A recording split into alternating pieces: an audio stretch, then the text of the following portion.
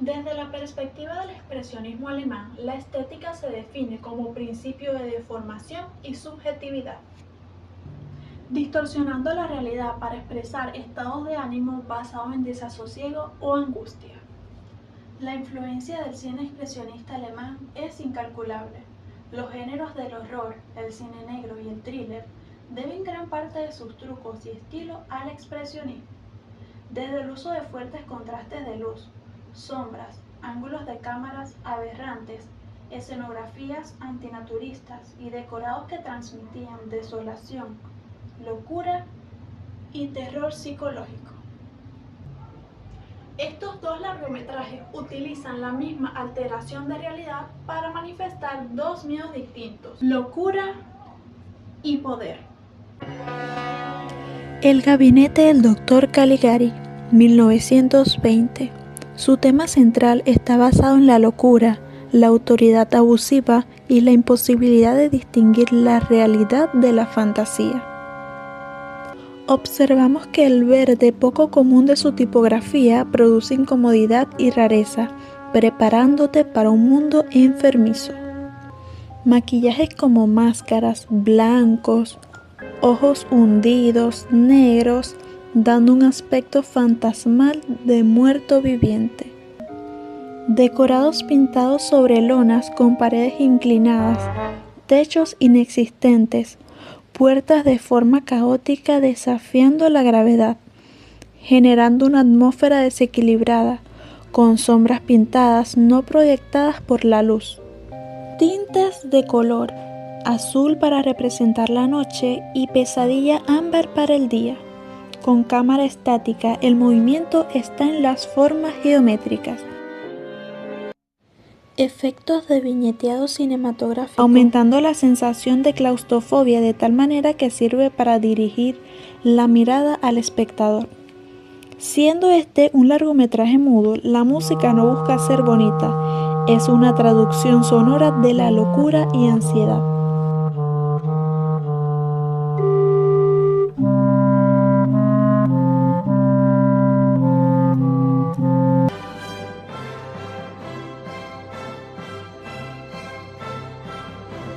Metrópolis, 1927, basado en la lucha de clases, deshumanización por la máquina y la arquitectura, el poder y la opresión. A primera vista observamos maquetas gigantes, no pinturas como anteriormente, rascacielos, puentes colgantes y escultura, representando el control y el poder absoluto, el dinero y triunfo de la máquina sobre el hombre. Coreografía de obreros al caminar y simetrías obsesivas. Hace referencia a parte de la humanidad que se ha convertido en extensiones y esclavos de la máquina que operan. Iluminación, foco de luz directo y contraluces.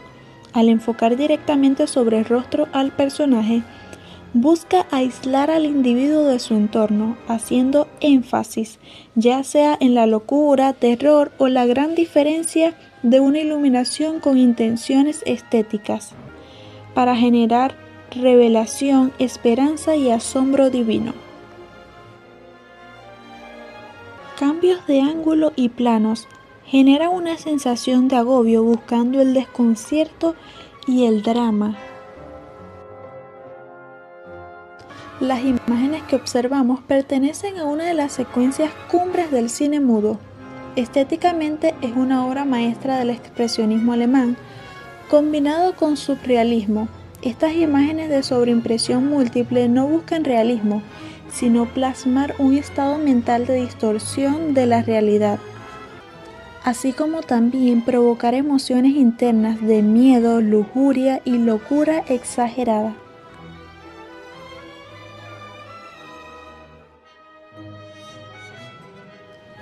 Aunque Metrópolis es una película muda, no queda duda que su edición de imagen sigue el compás de la música, correspondiente a un sonido armonioso con el largometraje.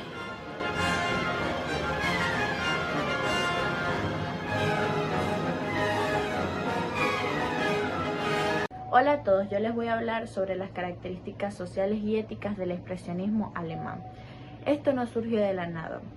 surgió desde la frustración, el trauma y la crisis que vivió Alemania desde la Primera Guerra Mundial. Primera característica, el trauma y el desencuentro social. Alemania, desde los 20 años, atravesó una crisis económica.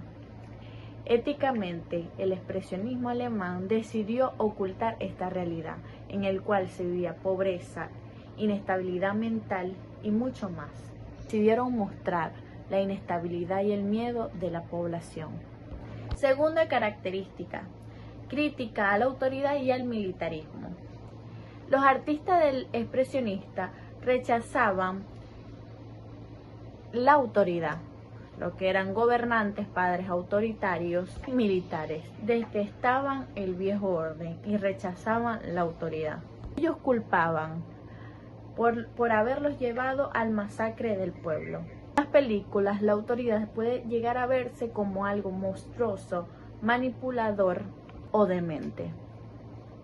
Deshumanización por la modernidad. Con la llegada de la industria y el crecimiento de las grandes ciudades, la sociedad sentía que el ser humano se estaba convirtiendo en una máquina más. El movimiento denunciaba la pérdida de la inestabilidad frente a la masa. Cuarta característica, una ética de la verdad interna. A diferencia del cine comercial, que buscaba entretener o evadir la realidad, la ética del expresionismo buscaba la honestidad. Para ellos, el arte debía reflejar el alma humana, con todos y sus luces, y sobre todo sus sombras, la locura y el lado oscuro que la persiguen.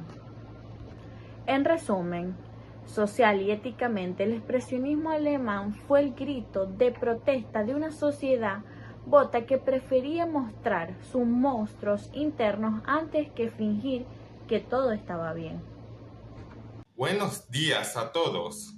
Imaginen un cine donde las paredes están torcidas, donde las sombras son monstruos alargados que cobran vidas y los personajes parecen estar atrapados en una pesadilla. ¡Qué miedo!, ¿no? Pues no es una película de terror moderna, sino es el expresionismo alemán, una de las corrientes más influyentes y visualmente impactantes de la historia del séptimo arte. Les habla Rómulo Jiménez y hoy quiero compartir con ustedes un breve análisis de las películas del expresionismo alemán. Hoy vamos a adentrarnos a ese mundo de luces y sombras donde visionarios y directores cambiaron las reglas del cine para siempre. ¡Bienvenidos! La primera película, titulada De la mañana a la medianoche, dirigida por Karl Heinz Martin, aún impactante hoy en día, basada en una obra de teatro de George Kaiser. La historia se centra en un cajero de banco que roba dinero tras quedar prendado de una elegante clienta. Impulsado por la lujuria, le ruega que se vaya con él, pero ella se ríe en su cara. Desconsolado por tener que regresar a su monótona vida familiar, el cajero huye, decidido a encontrar el placer y la pasión que tanto anhela. Sin embargo, lo persiguen constantemente visiones de muerte y su relación con el dinero robado pronto se deteriora. Martin ya había dirigido la obra en el escenario, donde intentó desconectarla de la realidad, algo que llevó aún más lejos con la película, utilizando un estilo minimalista similar a un boceto, para acercarla a las emociones subjetivas desde el punto de vista del cajero. En la segunda película, titulada El Golem, ¿Cómo llegó al mundo?, dirigida por Paul Wegener y Karl Bose, El Golem, ambientada en el siglo XVI, es un ser artificial de arcilla creado mediante magia cabalística. Representa a la criatura descontrolada y es una metáfora sobre los peligros del ser humano jugando a ser Dios. En el gueto de Praga, el rabino Log moldea un golem de arcilla con la intención de proteger a su comunidad de una terrible tragedia que ha visto anunciada en las estrellas. Locke invoca entonces al espíritu astral, desesperado por aprender de él la palabra mágica que dará vida al golem. En la película Sombras de Advertencia, un ilusionista utiliza las famosas sombras reveladoras del expresionismo alemán para crear una obra moralizante para un grupo de amigos adinerados reunidos en una mansión. El conde Fritz Cornet, quien ha invitado a los comensales, está consumido por los celos hacia su hermosa y joven esposa. Y con razón. El espectáculo de sombras sirve como advertencia sobre las consecuencias del adulterio y la posesividad. Los ojos saltones y los rasgos distorsionados de Cornet son característicos del estilo expresionista clásico, ya que sus sentimientos antinaturales contorsionan su rostro y su cuerpo hasta convertirlo en algo inhumano. En esta última película, titulada Las manos de Orlak, dirigida por Robert Wiene, en este relato de terror corporal traumático, un pianista de concierto llamado Paul Orlak recibe un trasplante de manos tras sufrir un horrible accidente de tren. La revelación de que sus nuevas manos pertenecieron a un asesino llamado Basur le destroza la vida. Además de no poder volver a tocar el piano, teme verse atraído por la violencia y está demasiado aterrorizado como para siquiera acariciar a su esposa. Conrad Veidt ofrece una interpretación fascinante del pianista traumatizado, con un estilo expresionista atormentado y monstruoso, como un hombre aterrorizado por su propia capacidad para el mal. Por su parte, un lascivo Fritz Cornet interpreta a Nera, un amenazante asociado de Basur, proveniente del mundo criminal, y aparece de forma memorable, con una cabeza incorporada que se cierne sobre la cama de Orlak. La fotografía de Helmut Dunkel, de Asesino, las ha adaptado 2 veces e inspiró aún más películas, aunque pocas logran igualar su atmósfera de amenaza constante y autodesprecio.